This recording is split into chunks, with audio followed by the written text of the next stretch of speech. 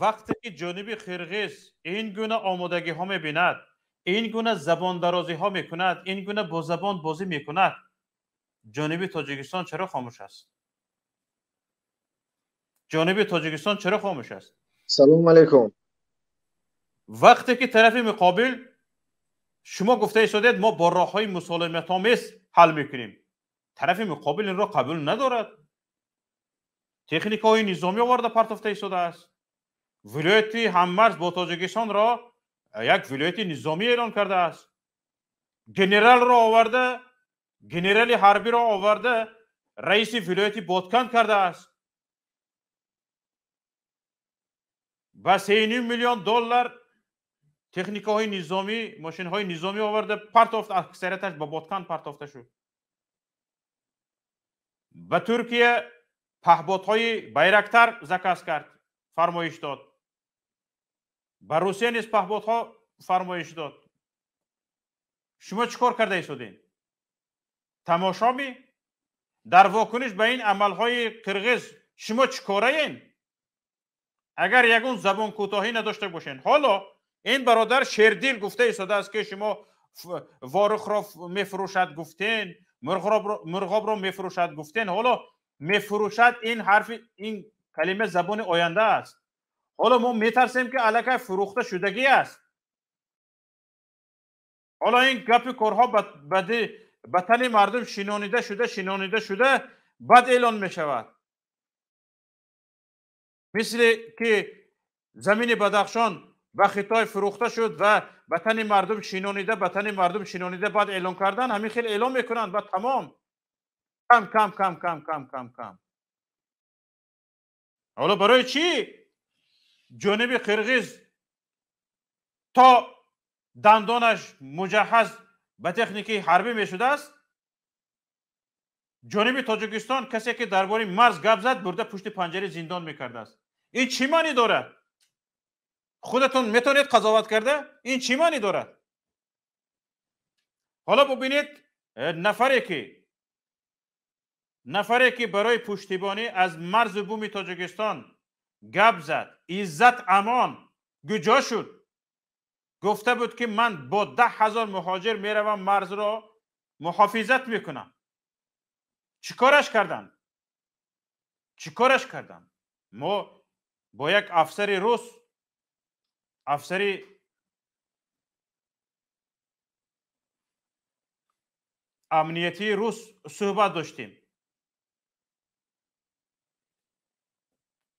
انا همین چیزی که عزت امان گفت که من میروم با 10,000 مهاجر مرز تاجیکستان را با قرغیزستان محافظت میکنم،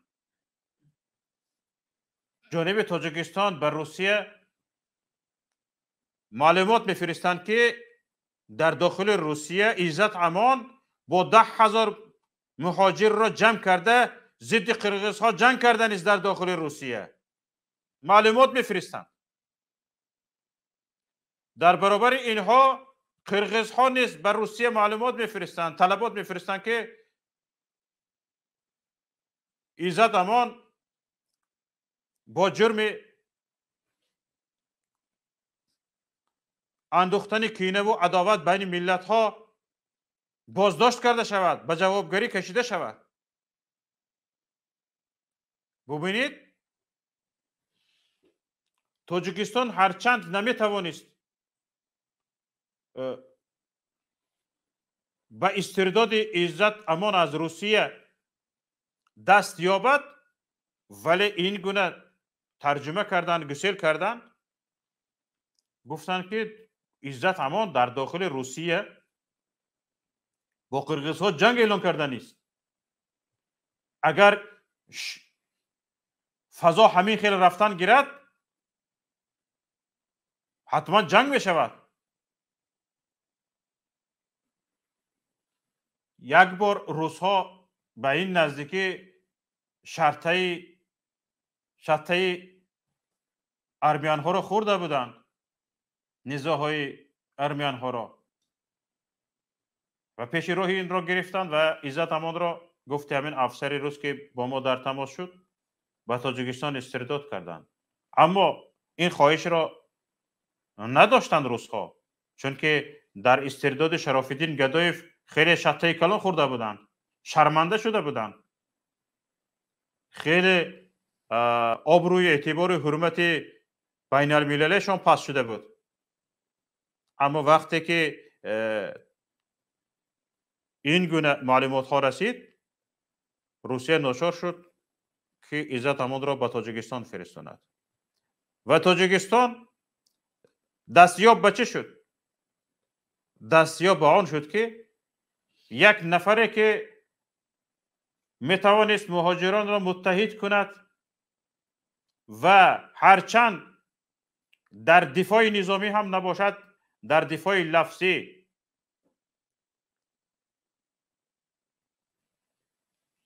موفق شود، اینها گرفتند بردند پشت پنجره زندانش کردند. عزت امان را بردند پشت پنجره زندانش کردند، چون که این گونه حرفها داشت و هر نفری که در شهر اسفره، در ناحیه اسفره، در دهه های نزد مرزی حرف درباره مرز میزند، حرف درباره زمینش میزند، میبرند پشت پنجره زندانش بکنند، میبرند بیاناتش رو میگیرند. یک بار دیگه اگر کنی تو رو میبریم به جوابگری جنایی میکشیم، میبرند بیانات میگیرند. حالا در همون مردمی دهه های نزد مرزی شهر اسفره صدها نفر در شعبه کمیته دولتی امنیتی ملی تاجیکستان در شهر اسفره بیانات نوشته هستند. دیگر این گبرا نمیگویم، دیگر این خیل نمیکنم، بیخبر گفتم. به شما معلوم میکنم که در آنجا این خیل شده گذشت، من این رو نمیخواستم، این عریضه رو با دست خودم نوشتم و همه نوشتم درست است.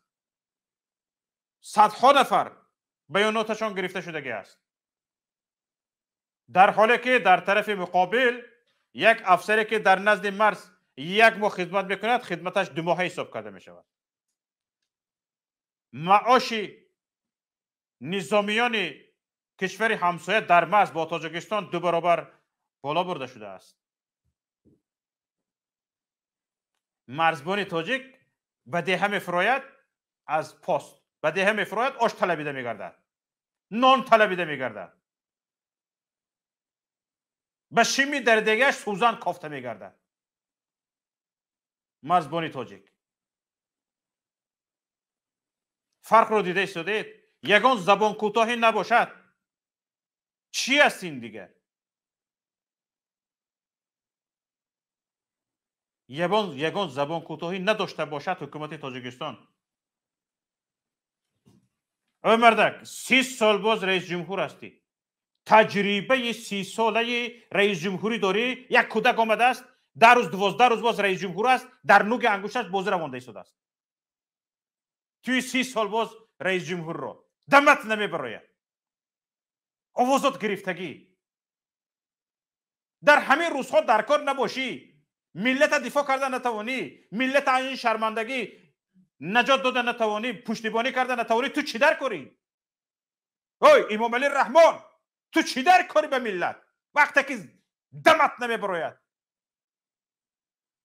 به همین روزها در کار نباشد. وزیر کارهای خارجی، ما با طالبان گفتیم که میگویم که حکومت عامه شمول، اینجا بیار تو این به جواب ته پر نکن، جای در کاری به گپ زن.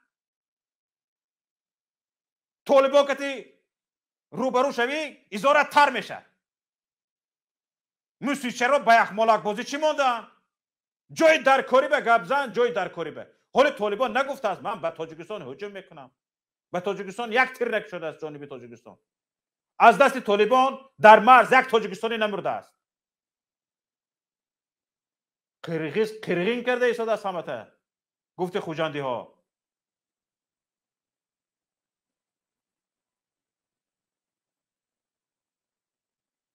بطک بینیت تکنیک های نظامی رو آوره پرتافته است. جای در کاری به گپ زن.